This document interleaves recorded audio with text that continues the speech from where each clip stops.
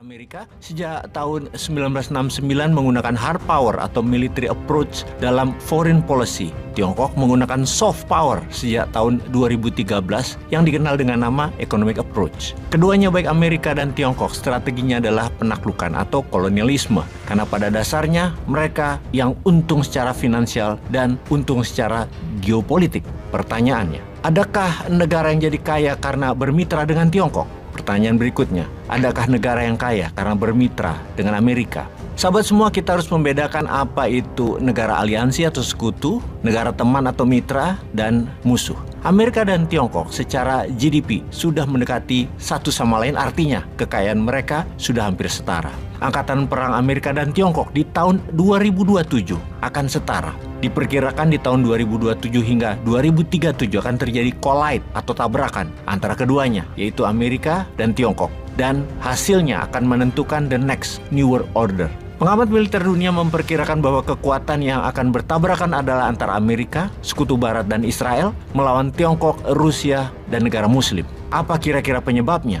Di mana wilayah yang diduga akan terjadi perang militer? Maka kita lihat di mana mobilisasi yang dilakukan oleh negara tersebut, di wilayah mana yang mereka fokuskan.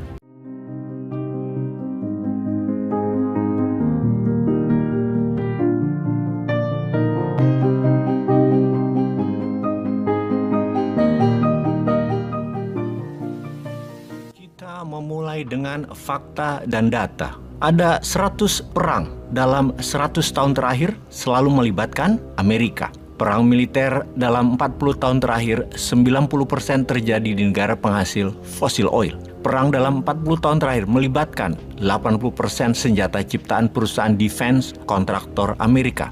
Ancaman berikutnya bagi Indonesia adalah perang militer langsung, perang non-militer seperti hacker, drone, satelit intelijen, hoax dan disinformasi di sosial media, pangan, virus dan vaksin, serta penyakit efek pandemi, pangan, dan ada banyak lagi. Setelah energi, maka perebutannya adalah wilayah penghasil kekayaan alam, baik di permukaan tanah seperti spice dan soft commodity maupun di bawah tanah, yaitu mineral. Amerika sejak tahun 1969 menggunakan hard power atau military approach dalam foreign policy. Tiongkok menggunakan soft power sejak tahun 2013 yang dikenal dengan nama economic approach. Keduanya baik Amerika dan Tiongkok strateginya adalah penaklukan atau kolonialisme. Karena pada dasarnya mereka yang untung secara finansial dan untung secara geopolitik.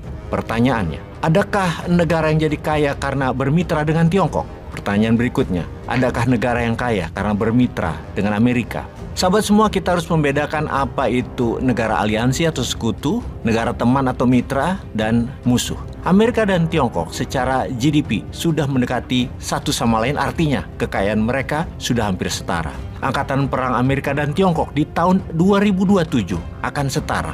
Diperkirakan di tahun 2027 hingga 2037 akan terjadi collide atau tabrakan antara keduanya, yaitu Amerika dan Tiongkok. Dan hasilnya akan menentukan the next New World Order. Pengamat militer dunia memperkirakan bahwa kekuatan yang akan bertabrakan adalah antara Amerika, Sekutu Barat dan Israel melawan Tiongkok, Rusia, dan negara Muslim. Apa kira-kira penyebabnya? Di mana wilayah yang diduga akan terjadi perang militer? Maka kita lihat di mana mobilisasi yang dilakukan oleh negara tersebut, di wilayah mana yang mereka fokuskan. Saat ini Amerika membangun 4 pangkalan militer di Filipina dalam 2 tahun ini dengan kecepatan penuh dan membangun pertahanan rantai pulau atau Chain Island Defense dari Taiwan hingga Pulau Mageshima, Jepang. Ada sekitar 10 titik kekuatan. Militer dibangun melewati gugusan pulau-pulau tersebut yang mana kalau kapal niaga dari Tiongkok menuju Amerika Utara pasti melewati pangkalan militer yang dibangun oleh Amerika tersebut. Sekarang ada dilema oleh Tiongkok.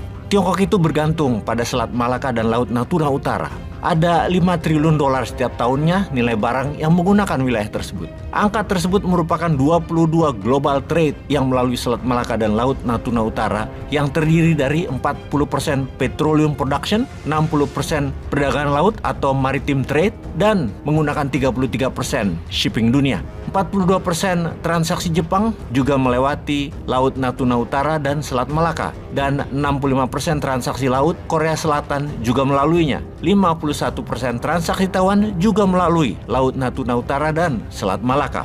Tiongkok food insecurity country. Tiongkok itu confirm negaranya tidak secure terhadap food. Di tahun 2022 Tiongkok mengimpor 200 billion dollar food dan hanya mengekspor 120 billion. Sejak 2013 Tiongkok adalah net import country atas minyak bumi, mendekati angka 15 juta barel per harinya atau 10 kali kebutuhan nasional Indonesia. Dan kita fokuskan sekarang tentang agresi militer Tiongkok di Laut Natuna Utara. Di tahun 1949, Tiongkok membuat yang namanya Nine Dash Line, 9 garis putus. Alasannya, wilayah itu adalah tradisional fishing ground mereka sejak ribuan tahun yang lalu. Terutama ketika selama 100 tahun, sejak tahun 1850, Tiongkok itu dipermalukan oleh great power bangsa Eropa. Wilayah Spratly Island bahkan diklaim Tiongkok mundur ke abad kedua dengan data Potsdam Declaration dan Cairo Declaration setelah Perang Dunia Kedua.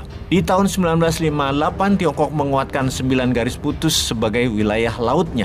Tiongkok tidak peduli bahwa komunitas internasional menentangnya dan PBB tidak menyetujuinya. Wilayah 9 garis putus membuat masalah dengan negara Malaysia, Brunei, Vietnam, Filipina, dan Indonesia. Namun, Tiongkok terus menguatkan armada lautnya. Coast Guard-nya menjaga nelayan-nelayannya untuk bisa terus mengambil ikan dan kekayaan laut di Laut Natuna Utara. Di tahun 1974, Tiongkok mengambil pulau Paracel milik Vietnam dan membunuh 70 angkatan laut Vietnam. Ketika Mao Zedong meninggal di tahun 1976, Tiongkok militernya bertambah kuat. Tiongkok makin berani lagi maju mencaplok wilayah lainnya. Di tahun 1988, Vietnam dan Tiongkok kembali berperang di Pulau Spratly. 60 angkatan laut dari Vietnam meninggal dan Vietnam kalah.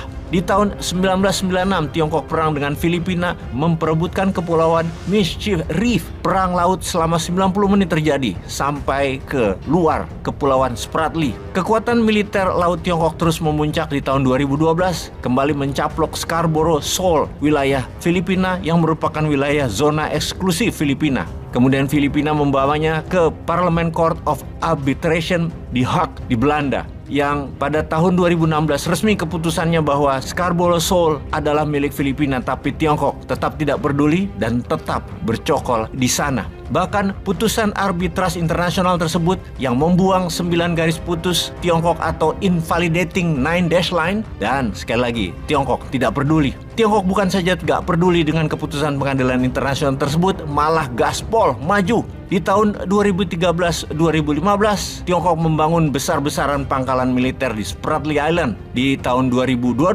US Indo-Pacific Commander Armada ke-7 Amerika yang bermarkas di Okinawa, Admiral John J. Aquilino, mengatakan Tiongkok fully militarized Spratly Island. Membangun bukan hanya pangkalan angkatan laut, namun landasannya bisa membuat mendarat pesawat besar seperti bomber plane dan pangkalan misil dari udara ke udara dan misil dari udara ke darat. Bisa menjangkau 1.500 km misil guide roket tersebut. Artinya bisa mencapai ke semua negara yang ribut urusan dengan 9 dash line-nya Tiongkok. Bahkan puncaknya Tiongkok tidak peduli dengan FONOP, Freedom of Navigation Operation, di area Laut Natuna Utara. Hal yang dilakukan Tiongkok ini adalah menjadi muasal Perang Dunia Ketiga dengan Taiwan di tengahnya. Sahabat semua, ini adalah saatnya kita berpikir. Perang Dunia Ketiga akan terjadi antara 2027 sampai 2037. Benarkah itu akan terjadi? Bersiapkah Indonesia akan perang tersebut? Wallahu alam.